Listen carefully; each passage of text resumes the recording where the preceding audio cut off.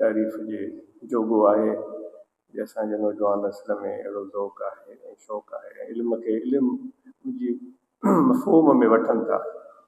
इल्मु छा आहे? नूर आहे, रोशनी आहे। बल्ब ॿरे पियो, रोशनी आहे। हिक ॿिए जी शकिल सूरत खे असां ॾिसी सघूं था, सुञाणे सघूं था, कंहिंजे ख़ुशी ग़म जे तअसुरात खे सम्झी सघूं था। इल्मु ईअं रोशनी आहे, नूर आहे। रोशनी ऐं नूर जेका आहे अलाह ताला जी नेमत आहे। इनखे रोशनी नूर सम्झो जंहिंसां अव्हांखे अॻिते जी ज़िंदगी गुज़ारण में सही रस्ते जे इंतिखाब में मदद मिलंदी। इल्म जे ज़रिए धन दौलत माया हासिल करणु को गुनाह कोन आहे, भले हासिल कयो, पर असुल इल्म जो मक़सदु आहे इंसानियत जे मेराज खे हासिल करणु ऐं सही आदात अतवार तरीक़नि खे अपनाइणु, पंहिंजो पाण खे संभालणु, पंहिंजी ज़ात खे संभालणु, अलाह ताला जो शुक्र बजा आणणु, अलाह ताला जी यादि। इहे इल्म जा जेके आहिनि से मक़ासिद आहिनि। तो जेकॾहिं इहे मक़सद हासिल न थिया, पैसा मिली विया जाम, नौकिरी मिली वई जाम सुठी, का पावर कुर्सी मिली वई, त इहो इल्मु उन हासिल कोन कयो। उन ईअं चइजे त हुन पंहिंजे धन दौलत खे तरजीह ॾिनी, मक़ाम बजाए हिन जे जो हू अलाह ताला जे ॾिनल रोशनीअ मां पंहिंजे लाइ तो हक़ ऐं सच जो फ़र्क़ु सम्झण जी कोशिशि करे, जाइज़ नाजाइज़, सही ग़लति, उन जे बजाए हुन ॿी तरजीह खे वरितो।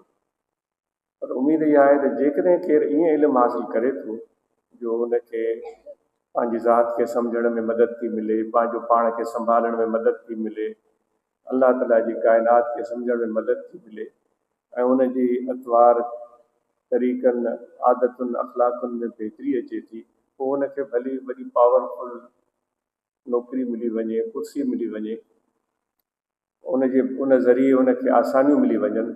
उमेदु अलाह जी रहमत मां इहा आहे त उन मां इंसान ज़ात जो नुक़सानु कोन थींदो, माण्हुनि जो नुक़सानु न कंदो उहो दोस्त, कंहिंजी बर्बादीअ लाइ कोन सोचींदो, हराम खां बचंदो। उमेदु अलाह में इहा आहे। सो दोस्तो, जेके नौजवान इल्मु पिरायो था, त असुल जेको इल्म जो मक़सदु आहे, जेको फ़ाइदो आहे, उन खे नज़र में ज़रूरु रखिजे। कल्ह बि इहा ॻाल्हि अर्ज़ में कई वई ऐं फ़क़ीर दोस्त असांजे अजीब अली साहब ॾाढियूं सुठियूं ॻाल्हियूं ॿुधायूं, पंहिंजे जेकी हुनजी ज़िंदगीअ जी नंढड़ी कहाणी उहा ॿुधाई, हुन किथां पंहिंजी ज़िंदगी शुरू कई ऐं फ़ौज में नौकिरी मुलाज़मत कई। वरी उतां मोटण बैदि माशाल्लाह हुन चुप करे वेहण बजाए हुन पंहिंजी दुकान जे कम खे, कारोबार खे शुरू कयो। केॾी सुठी ॻाल्हि आहे, दिलि खे वणंदड़ आहे ऐं इन में बाज़ौकात असांखे कमु करण लाइ कमु न हूंदो आहे, पोइ असां वेही रहंदा आहियूं।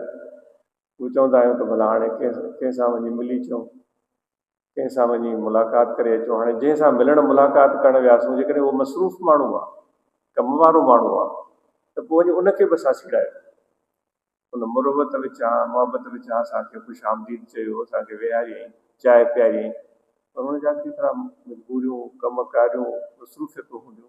असां उनजे उन कम खे, उनजी मसरूफ़ियतुनि खे असां उन में रुकावट पई।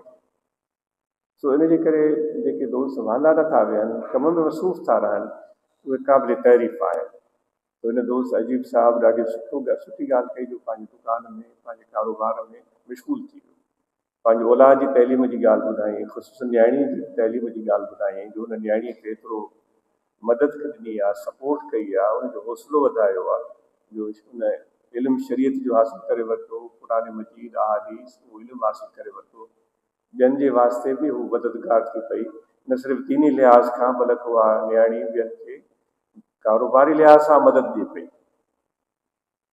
इहो त असांजी जमायत जी मुश्तरक कोशिशि आहे सभिनी जी, असांखे पंहिंजे माश खे बहितर बनाइणो आहे, असांखे पंहिंजे घर वारनि जी ज़िंदगियुनि खे बहितर बनाइणो आहे, असांखे सुठो मुनासिब लिबास साफ़ सुथिरो पाइणो आहे, जो जॾहिं बि जीअं क़ुर मजीद में अल्लाह तबारक व तआला हुज़ूर अलैहिस्सलातु वस्सलाम जे साहब जो तारुफ़ ईअं करायो आहे, जॾहिं हू निकिरनि था पंहिंजे घरनि खां त माण्हू उन्हनि जे रख रखाव, लिबास, शकिल सूरत खे ॾिसी ईअं था चवनि हिते वॾा अमीर आहिनि।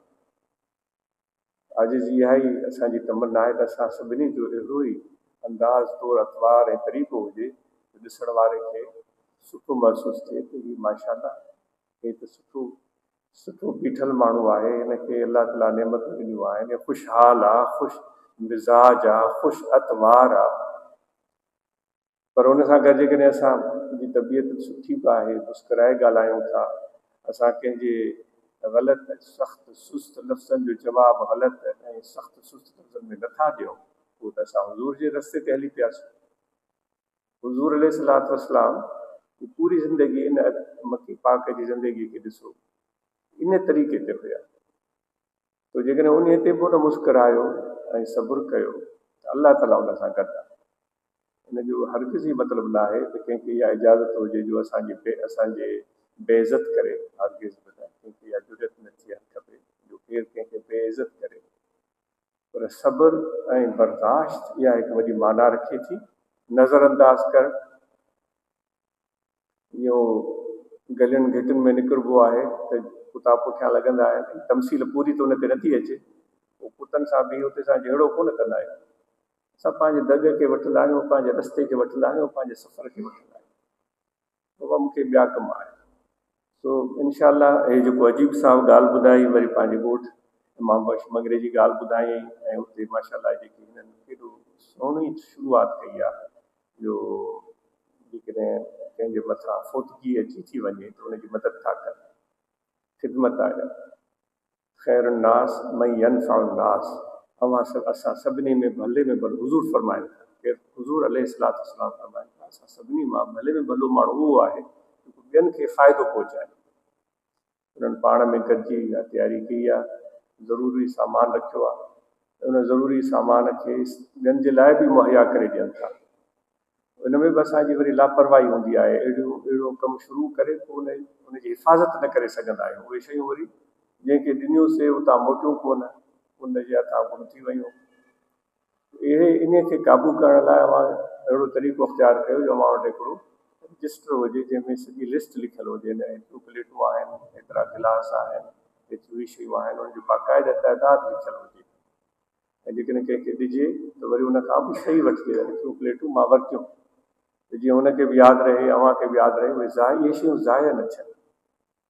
इहा ॾाढी सुहिणी ख़िदमत आहे जीअं हिननि खटि वरिती आहे। अलाह ताला माफ़ी ॾिए, सभिनी खे ख़ुशि रखे। पर मौत ज़िंदगी बरक आहे, हर कंहिंखे हलिणो आहे, उनजे लाइ उहो सहूलियत मुहैया कनि था। इहा त अहिड़ी हिकिड़ी सुठी ॻाल्हि ॿुधाई अथनि, अहिड़ी सूरत हाल हर ब्रांच में हुअणु खपे जो फोतगी थिए त हुन में केतिरी हुनजी मदद करे सघनि था। ॿियो असां में हिकिड़ी आदत आहे जंहिंखे इनशा असां बहितर कंदासूं।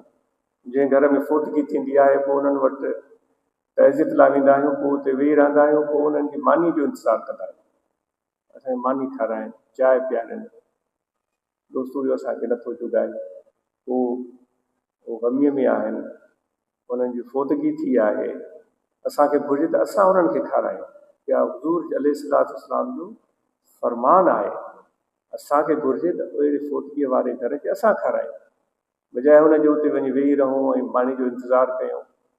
इहा आदतूं असांखे बहितर करणियूं पवंदियूं। जे ग़मीअ वारे जे मथां बोझ न पढ़िजो, उनखे उनजे उहो अॻिमी ग़म में आहे, परेशानी में आहे, हुनजी दिलदारी जो सबबु बणिजो, हुनजे हौसले वधाइण जो सबबु बणिजो ऐं हुनजी दिलि वॾी थिए, हुनखे सब्र जी तौफ़ीक़ मुयसरु थिए।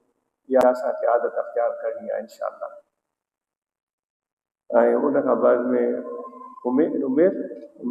उमेर ॻाल्हि ॿुधाई, हुन तइलीम हासिलु करे, उन खां पोइ अॻिते पंहिंजे इरादनि जो इज़हार कयो अथई। इनशा अल्लाह पंहिंजे इरादनि खे पूरो करे तकलीफ़ खे पहुचाए कामयाबी हासिलु करे। महिरबानी।